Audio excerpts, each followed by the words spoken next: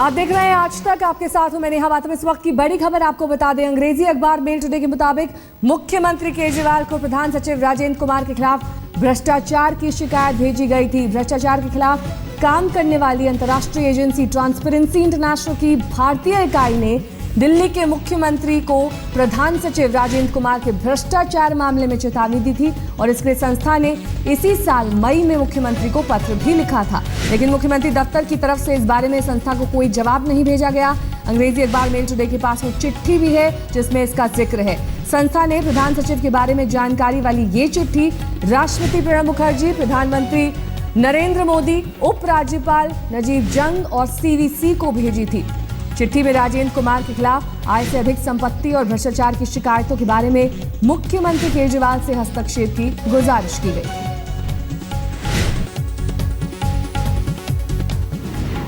तो एक तरफ दिल्ली के मुख्यमंत्री पर सवाल उठ रहे हैं और वहीं दूसरी तरफ बीजेपी पर खुद उनके ही सांसद सवाल उठा रहे हैं। छापेमारी की टाइमिंग पर बीजेपी सांसद शत्रुघ्न सिन्हा ने सवाल खड़े किए हैं।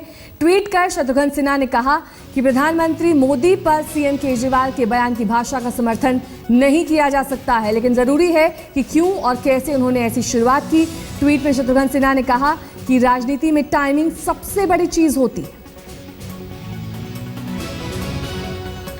राजनीति में समय सबसे महत्वपूर्ण है। छापे के लिए ये वक्त सही नहीं था। उम्मीद और प्रार्थना करता हूं कि ये हम सब पर उल्टा ना पड़े। किसने इसके बारे में सलाह दी, वो भी तब जब संसद का सत्र चल रहा है। आखिरकार मुख्यमंत्री न सिर्फ लोकप्रिय हैं बल्कि लोगों के चहेते भी हैं। भगवान लोगों को सद्बुद्धि दी, जिन्होंने हमारे लोगों और नेतृत्व के लिए विकट स्थिति पैदा की है, वो भी इस वक्त। शत्रुघ्न सिन्हा का ये ट्वीट। उधर केजरीवाल ने प्रधान सचिव राजेंद्र कुमार को देर रात सीबीआई से घर जाने की इजाजत दे दी। राजेंद्र कुमार सीबीआई मुख्यालय से निकले तो सही, लेकिन वो सीधे सीएम केजरीवाल के घर पहुंचे। देखिए रिपोर्ट।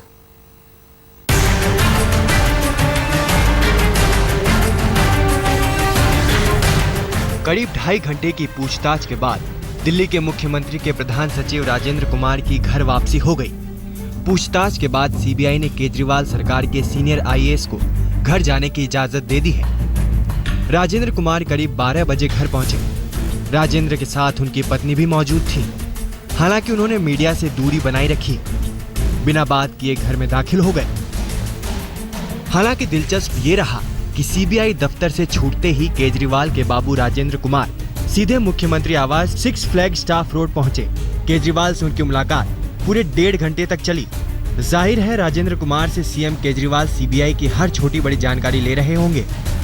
जिस तरीके से दिन भर से ये सवाल खड़े किए जा रहे थे कि मुख्यमंत्री अरविंद केजरीवाल के दफ्तर में सीबीआई ने रेड की है और उसके बाद फिर सीबीआई ने ये सफाई दी थी कि ये रेड मुख्यमंत्री अरविंद केजरीवाल के दफ्तर में नहीं बल्कि राजेंद्र कुमार, जो कि प्रमुख अधिकारी हैं दिल्ली सरकार में, उनके दफ्तर में की गई है। तो फिलहाल इस पूरे हंगामे के बीच राजेंद्र कुमार जब सीबीआई से पूछताछ के बाद छूटे तो अरविंद केजरीवाल से मुलाकात की और ऐसे में अब देखना होगा कि पार्टी जहां सीबीआई पर सवाल तो खड़े कर रही है, अरविंद केजरीवाल की सरकार आगे क्या रुख लेती है।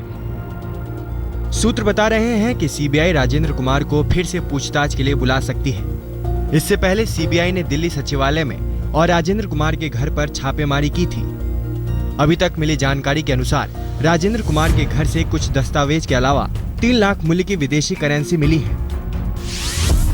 सीबीआई ने राजेंद्र कुमार के घर से कई अहम दस्तावेज जब्त किए हैं। सूत्रों से मिली जानकारी के मुताबिक उनसे छापेमारी के दौरान जब्त दस्तावेजों के बारे में पूछताछ की गई।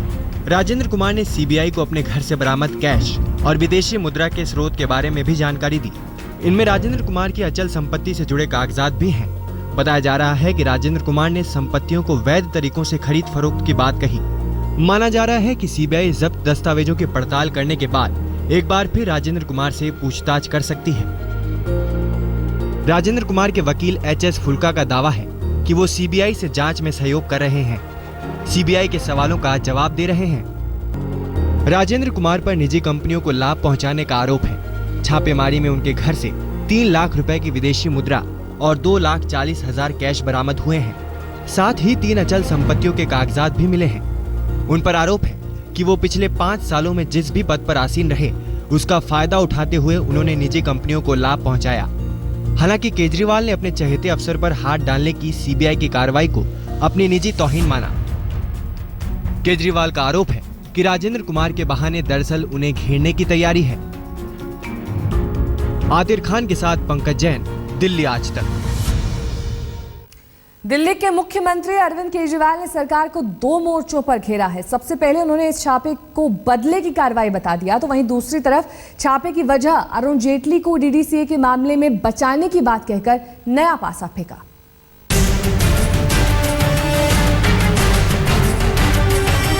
दिल्ली सचिवालय में सीबीआई की रेड पड़ी तो हंगामा मच गया। सोशल मीडिया से लेकर संसद तक केजरीवाल एंड कंपनी से लेकर मोदी विरोधी पार्टियां केंद्र पर बरसने लगी। सीबीआई के गलत इस्तेमाल का शोर सुनाई देने लगा। पहले ट्वीट में सीएम अरविंद केजरीवाल ने प्रधानमंत्री पर हमला करने में कोई कसर नहीं छोड़ी और जब कैमरे से मुखातिब हुए तो प्रधानमंत्री मोदी पर दनादन आरोपों की झड़ी लगा दी। मैं आपको बता दूं मोदी जी, आपने दूसरों को तो डरा दिया सीबीआई से। केजरीवाल नहीं डरने वाला। आपको पता नहीं है मैं किस मिट्टी का बनाऊं। केजरीवाल नहीं डरने वाला। आखिरी सांस तक मैं मर मिटूंगा, देश के लिए लड़ता रहूंगा। लेकिन और मैं मोदी जी के इन सीबीआई और टुटपंजियों से और इन गीदड़ भभकियों से नहीं डरने वाला। मैं ये उनको साफ साफ कह देना चाहता हूं। जहां तक कहना शब्दों का चयन ठीक से नहीं किया, अरे तुम्हारे तो कर्म फूटे हैं, मेरे तो शब्द खराब होंगे। मैं तो गांव का सिवानी में पैदा हुआ था, हिसार के पास एक गांव है मेरा। हो सकता है मेरे शब्द खराब हो, तुम्हारे तो कर्म खराब हैं। तुम अपने कुकर्मों की माफी मांगो देश से, मैं अपने शब्दों की माफी मांगूंगा देश से। प्रधानमंत्री के बाद केजरीवाल के निशाने पर वित्त मंत्री अरुण जेटली थे। केजरीवाल ने दावा किया कि इस कार्रवाई की असली वजह वो फाइल है जिसमें डीडीसीए में धांधलियों का कच्चा चिट्ठा है और जिससे वित्त मंत्री फंस रहे हैं। हालांकि जेटली ने इन आरोपों को खारिज करते हुए उन्हें बकवास बताया। और मैं मोदी जी के इन सीबीआई और टुटपंजियों से और इन गीदड़ भभकियों से नहीं डरने वाला। मैं ये उनको साफ साफ कह देना चाहता हूं। जहां तक कहना शब्दों का चयन ठीक से नहीं किया, अरे तुम्हारे तो कर्म फूटे हैं, मेरे तो शब्द खराब होंगे। मैं तो गांव का सिवानी में पैदा हुआ था, हिसार के पास एक गांव है मेरा। हो सकता है मेरे शब्द खराब हो, तुम्हारे तो कर्म खराब हैं। तुम अपने कुकर्मों की माफी मांगो देश से, मैं अपने शब्दों की माफी मांगूंगा देश से। His morning statement appeared to be prima facie incorrect, but the evening one seems to be absolute rubbish, and I don't think I need to respond to rubbish. Kejriwal सरकार ने दावा किया कि सीबीआई का छापा दरअसल सीएम दफ्तर पर हुआ है। हालांकि संसद में अरुण जेटली ने इसे खारिज किया तो सीबीआई भी सामने आई। आम आदमी पार्टी और दिल्ली सरकार के उस दावे को सिरे से खारिज कर दिया गया जिसमें छापा सीएम दफ्तर पर मारने की बात कही गई थी। सवाल उठता है कि केजरीवाल सरकार ने इस छापे पर इतनी हाय तौबा क्यों मचाई? क्या वजह है कि केजरीवाल को यह भरोसा नहीं हो रहा था कि उनके प्रधान सचिव पर भी आरोप लग सकते हैं? अगर सीबीआई ने राजेंद्र कुमार के खिलाफ सबूत निकाले हैं तो उसे अदालत में साबित करने की जिम्मेदारी भी उसी की है। तो जांच से पहले इतना हंगामा कहां तक जायज है? वो भी तब जब सीबीआई को मिली शिकायत के मुताबिक शीला दीक्षित सरकार से लेकर अभी तक राजेंद्र कुमार दिल्ली सरकार के अहम महकमों में अपने पद का दुरुपयोग कर पूरे तौर पर गोलमाल करते रहे। तो सवाल उठने लाजमी है कि राजेंद्र कुमार के खिलाफ एसीबी में केस दर्ज होने के बावजूद उन्हें केजरीवाल ने अपना प्रमुख सचिव नियुक्त क्यों किया? भ्रष्टाचार की शिकायतें मिलने पर जांच के आदेश के बजाय केजरीवाल राजेंद्र कुमार को ईमानदारी का सर्टिफिकेट क्यों देते रहे? अक्टूबर 2015 में एसीबी ने राजेंद्र कुमार से जब पूछताछ की तो भी उन्हें पद पर क्यों बनाकर रखा गया? सबसे अहम सवाल ये है कि अगर राजेंद्र कुमार की अगुवाई में केजरीवाल के सचिवालय में सब ठीक चल रहा है तो फिर सीबीआई की छापेमारी से केजरीवाल को डरने की क्या जरूरत है? एक ऑफिसर जो दिल्ली सरकार में है उनके खिलाफ सीबीआई कार्रवाई करती है तो सीबीआई की जय जय करते हैं, और जब उनके सेक्रेटरी के खिलाफ सीबीआई कार्रवाई करती है तो सीबीआई की हाय हाय करते हैं। ऐसा कैसे चलेगा? ये पूरे दोहरे मानदंड है। लेकिन इस सवालों का जवाब देने के बजाय सीएम केजरीवाल ने छापेमारी को नाक का सवाल बना लिया है। यानी सचिवालय की दीवार के भीतर उनके मातहत अधिकारी के खिलाफ सीबीआई छापेमारी उन्हें मंजूर नहीं है। अहमद अजीम के साथ आज तक ब्यूरो।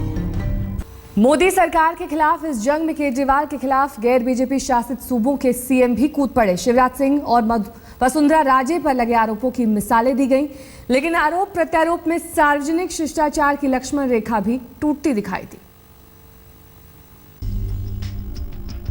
प्रधानमंत्री नरेंद्र मोदी और दिल्ली के सीएम अरविंद केजरीवाल के बीच का रिश्ता दोस्ताना तो कभी नहीं रहा, लेकिन सियासी नंबर के लिए सार्वजनिक शिष्टाचार की मर्यादा इस कदर टूट जाएगी, ये अंदाजा नहीं था।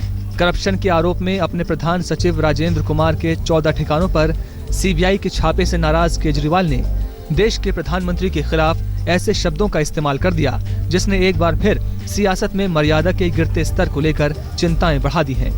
केजरीवाल ने ट्वीट किया, मोदी कायर और मानसिक तौर पर बीमार हैं। हालांकि केजरीवाल के ट्वीट में पीएम के लिए साइकोपैथ शब्द का इस्तेमाल किया गया था, जिसका मतलब खतरनाक पागल भी होता है। देश के मुखिया के लिए एक सीएम की तरफ से ऐसे शब्दों का इस्तेमाल हुआ तो मोदी सरकार के मंत्री चुप नहीं बैठ पाए। मुख्यमंत्री जी ने जो भारत के प्रधानमंत्री, लोकप्रिय प्रधानमंत्री नरेंद्र मोदी जी को कायर कहा है, इसकी हम भर्त्सना करते हैं। अरविंद केजरीवाल जी को माफी मांगनी चाहिए भारत के प्रधानमंत्री से। मुझे लगता है उनके पद को ये शोभा नहीं देता। मैं व्यक्ति पर टिप्पणी नहीं करती, लेकिन हाँ, वो एक पद पर हैं और उस संवैधानिक पद पर रहकर देश के जो सर्वोच्च पद पर हैं उनके बारे में इस प्रकार से टिप्पणी करना अशोभनीय है। प्रधानमंत्री के लेकर के जिस भाषा का उपयोग किया जा रहा है वो निंदनीय ही नहीं बल्कि शर्मनाक है, और मैं समझता हूँ कि उसका उत्तर देना भी हमें शर्म आती है। सार्वजनिक जीवन में किस प्रकार की शब्दावली का उपयोग किया जाए, ये शायद अभी उन्हें सीखना बाकी है। हालांकि आम आदमी पार्टी पर इसका कोई असर नहीं हुआ। खेद जताना तो दूर, इसे जायज ठहराने पर उतर गए। कहना शब्दों का चयन ठीक से नहीं किया। अरे तुम्हारे तो कर्म फूटे हैं, मेरे तो शब्द खराब होंगे। मैं तो गांव का सिवानी में पैदा हुआ था, हिसार के पास एक गांव है मेरा। हो सकता है मेरे शब्द खराब है, तुम्हारे तो कर्म खराब हैं। तुम अपने कुकर्मों की माफी मांगो देश से। लेकिन इस पूरे मामले में केजरीवाल ने कुछ ऐसे सवाल खड़े किए हैं जिसका सीबीआई को जवाब देना पड़ेगा। केजरीवाल के मुताबिक अगर शिक्षा विभाग में रहते राजेंद्र कुमार ने घपले किए तो शिक्षा विभाग पर छापा क्यों नहीं? अगर वैट कमिश्नर रहते उन्होंने कोई करप्शन किया तो वैट दफ्तर पर छापे क्यों नहीं? राजेंद्र कुमार के खिलाफ अगर भ्रष्ट आचरण की शिकायत सीबीआई को मिली थी तो सीबीआई ने इसकी फाइल दिल्ली सरकार से क्यों नहीं मांगी? उस ठेके की फाइल कहाँ है? वो मुख्यमंत्री के दफ्तर में नहीं है, वो एजुकेशन डिपार्टमेंट के रिकॉर्ड रूम में है। अगर वैट कमिश्नर रहते हुए राजेंद्र जी ने गलत ठेके दिए तो वो वैट डिपार्टमेंट की फाइल कहाँ है जिसके जरिए वो ठेके दिए गए? वो वैट डिपार्टमेंट की फाइल वो वैट डिपार्टमेंट के रिकॉर्ड रूम में है। एजुकेशन डिपार्टमेंट पे रेड नहीं मारी, वैट डिपार्टमेंट पे भी रेड नहीं मारी, उनसे फाइलें भी नहीं मांगी। जिन ठेकों की ये बात कर रहे हैं उन ठेकों की फाइलें अभी तक दिल्ली सरकार से मांगी नहीं गई हैं। जाहिर है सीबीआई को इसका जवाब देना पड़ेगा, लेकिन बड़ा सवाल यही है कि क्या इन्हीं सवालों को मर्यादित तरीके से नहीं उठाया जा सकता था? मोदी और केजरीवाल के बीच सियासी जंग में पहले भी भाषाई मर्यादा टूटती रही है। विधानसभा चुनाव में केजरीवाल लगातार मोदी पर भाषाई मर्यादा तोड़ने का आरोप लगाते रहे और सियासी फायदा उठाने की कोशिश करते रहे, पर अब सीबीआई छापों के बाद खुद केजरीवाल भाषाई मर्यादा तोड़ते नजर आ रहे हैं और अब बीजेपी मांग कर रही है माफी की। संसद भवन से कैमरामैन राजू श्रीवास्तव के साथ कुमार विक्रांत सिंह, आज तक। वक्त एक ब्रेक का हो गया है, फौरन होंगे हाजिर। आप बने रहिए हमारे साथ, देखते रहिए आज तक।